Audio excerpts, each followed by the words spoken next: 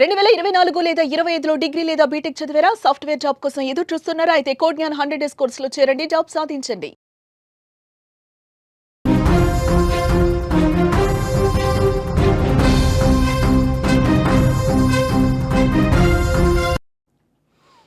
Asia cup చేజిక్కించుకున్న Bharat మూడోసారి కూడా పాక్కి చుక్కలు చూపించిన టీమిండియా మ్యాచ్ తర్వాత కప్ తీసుకునేందుకు భారత్ నిరాకరించింది.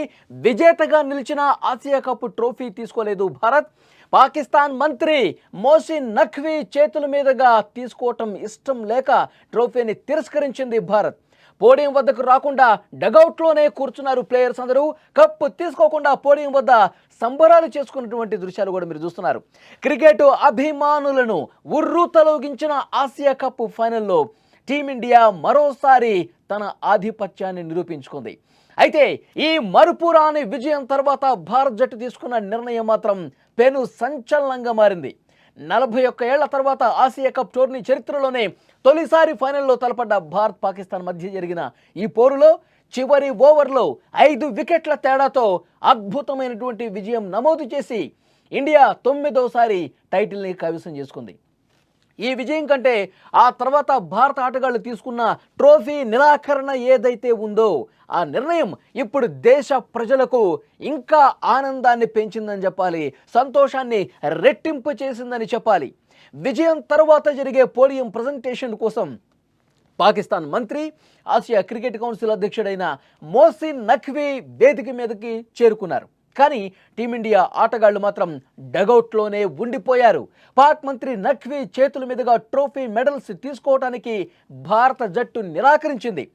వాళ్ళతో షేక్ హ్యాండ్ ఇవ్వటానికే ఒప్పుకోలేదు. వాళ్ళ చేతులతో ట్రోఫీని ఎలా తీసుకుంటాం?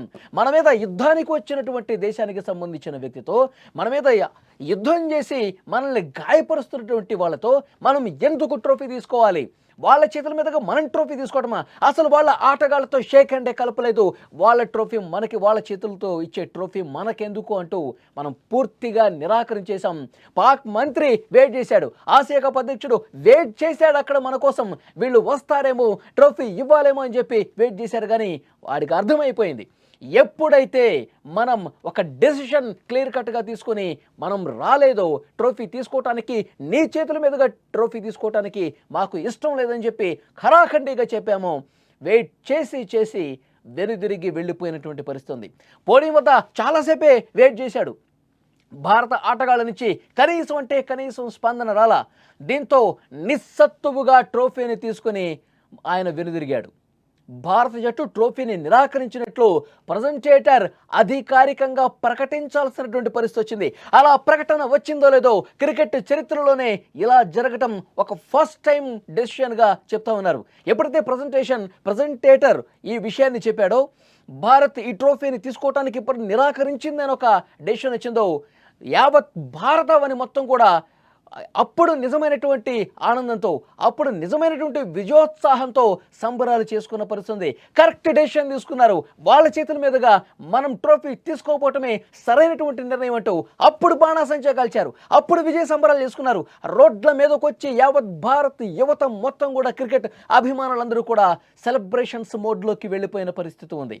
ఒక్కసారి ఇక్కడ స్క్రీన్ మీద మీరు చూస్తూ ఉన్నారు, అతను ఏ విధంగా వెనుదిరిగి వెళ్ళిపోతున్నాడో చాలా స్పష్టంగా మనం స్క్రీన్ మీద కూడా చూస్తున్నాం. భారత ఆటగాళ్ళు వచ్చి ఈ ట్రోఫీని అందుకుంటారేమో అనుకుని వెయిట్ చేశాడు. కానీ మన నుంచి కనీస స్పందన లేకపోవడంతో ఇక నా చేతుల మీద నుంచి వీళ్ళు అన్నంత పని చేశారు అనుకున్నట్లుగానే ట్రోఫీని నిరాకరించారు అని అర్థమైపోయి వెనుదిరిగి వెళ్ళిపోతా ఉన్నాడు. మనం స్క్రీన్ మీద ఆ విజువల్స్లో చాలా స్పష్టంగా సర్కిల్లో కనిపిస్తోంది. నఖ్వీ వెనుదిరిగి వెళ్ళిపోయే దృశ్యాలు మీరు చూస్తూ ఉన్నారు. ఈ చారిత్రక మ్యాచ్ విషయానికి వస్తే, తెలుగు కుర్రాడు తిలక్ వర్మ ఆడిన 69 పరుగుల అద్భుత ఇన్నింగ్స్ మ్యాచ్ గమనాన్ని పూర్తిగా మార్చేసింది. ఒక దశలో 10 పరుగులకే 2 వికెట్లు కోల్పోయి కష్టాల్లో పడ్డ టీమిండియాను తిలక్ వర్మ తన అనుభవం, సంజు శాంసన్తో కలిసి ఆడిన సమన్వయంతో గెలిపించేశాడు. చివరి వరకు క్రీజులో నిలబడ్డ తిలక్ సిక్సర్తో మ్యాచ్ ముగింపుకు ఒక రన్కు ముందుంచడం అభిమానుల్ని అలరించింది. ఈ టోర్నీపై పాకిస్తాన్లో భారత్కు ఇది 3వ విజయం కావటం విశేషం. టైటిల్ పోరులో కూడా విజయం సాధించి పాకిస్తాన్కు తిక్క కుదిరే విధంగా చాలా గట్టిగా సమాధానం ఇచ్చింది టీమిండియా. తిలక్ వర్మ గురించి మనం ప్రత్యేకంగా మాట్లాడుకోవాలి. యాక్చువల్గా తిలక్ వర్మ అందరూ వికెట్లు పడుతున్న క్రమంలో అభిమానులందరూ కొంత నిరుత్సాహానికి గురయ్యారు.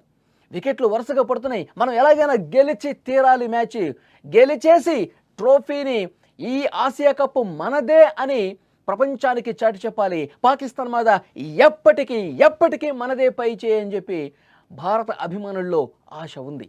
కానీ వికెట్లు వరుసగా పడుతున్నాయి, ఆందోళన ఉంది. వచ్చినటువంటి తిలక్ వర్మ మెల్లగా బ్యాటింగ్ స్టార్ట్ చేశాడు. బంతిని బౌండరీలకు తరలించడం మొదలుపెట్టాడు. ఆశలు పెరుగుతూ ఉన్నాయి. పాకిస్తాన్ మీద ఏదైతే ఒక పగ ఉందో, ఒక్క మ్యాచ్ కూడా ఓడిపోకూడదన్నటువంటి ఆశ ఏదైతుందో దాన్ని నిలబెడుతూ వరుసగా 4లు 6ర్లతో అద్భుతమైనటువంటి ఇన్నింగ్స్ ఆడి భారత్ని విజయ పథాన చేర్పించాడు. మన హైదరాబాద్ కుర్రాడు, మన తెలుగోడు ఆసియా కప్లో పాకిస్తాన్కి గట్టి దెబ్బను రుచి చూపించాడు. ప్రతి హైదరాబాదీ కాళ్ళ ఎగరేసుకుని మన తిలక్ వర్మ అంటూ నిన్న రాత్రంతా డ్యాన్సులు చేసినటువంటి పరిస్థితి. పాకిస్తాన్కి మనోడే బుద్ధి చెప్పాడు, పాకిస్తాన్కి ఒక గట్టి షాక్ ఇచ్చాడు మనోడే అంటూ రోడ్ల మీదకి వచ్చి తిలక్ వర్మని అభినందిస్తూ డ్యాన్సులు చేసినటువంటి పరిస్థితి. మ్యాచ్ అనంతరం ప్రెస్ కాన్ఫరెన్స్లో కెప్టెన్ సూర్యకుమార్ యాదవ్, అభిషేక్ శర్మ తమ విజయానికి సంబంధించి మీడియా ప్రశ్నలకు సమాధానాలు ఇచ్చారు. ట్రోఫీని నిరాకరించడం గురించి అడిగిన ప్రశ్నకు స్కై సమాధానమిస్తూ, నా కెరీర్లో ఒక విజేత జట్టు ట్రోఫీని తిరస్కరించడం ఇదే ఫస్ట్ టైం.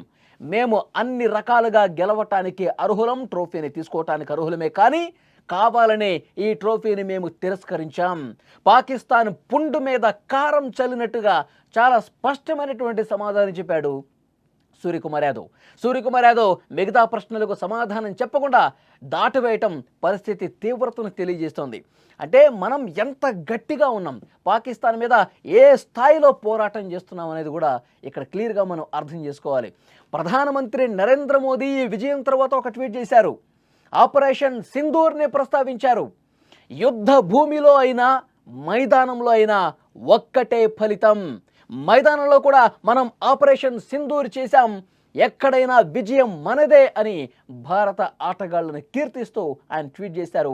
ఆ ట్వీట్తో మరింత భావోద్వేగంతో ఆ ట్వీట్ని చూసినటువంటి పరిస్థితి కనిపిస్తోంది.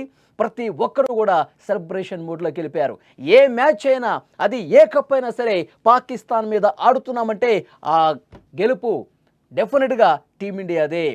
ప్రతి ఒక్క మ్యాచ్ కూడా టీమిండియానే గెలవాలి, గెలుస్తుంది అన్న ఒక గట్టి నమ్మకం ఫ్యాన్స్లో ఉంది. వరుసగా 3 మ్యాచ్లు గెలిచేశాం.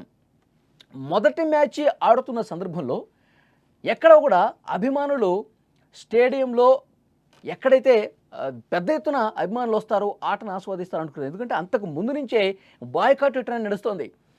ఆపరేషన్ సింధూర్తో ఒక గట్టి బుద్ధి చెప్పిన తర్వాత పాకిస్తాన్ ఏదైతే పిచ్చి ప్రలాపనలు చేస్తూ ఉందో, ఇష్టారీతిన మాట్లాడుతూ ఉందో, మన పౌరుల్ని పెహల్గాం దాడితో పొట్టను పెట్టుకున్న అక్కడి ఉగ్రవాదులకు సంబంధించి ఇంత ఉద్రిక్తమైనటువంటి ఉద్రేకం కలగజేసినటువంటి పరిస్థితుల్లో అసలు అలాంటి ఒక పనికి మాలిన దేశంతో, టీంతో మనం ఎందుకు క్రికెట్ ఆడాలని చెప్పి ఒక బాయ్కాట్ ట్రెండ్ నడిచింది. అందుకే మొదటి మ్యాచ్లో ఫ్యాన్స్ నుంచి అంత మద్దతు లభించాల, ఫ్యాన్స్ నుంచి ఒక విపరీతంగా ఒక హర్షధ్వానాలు నమోదు కాల.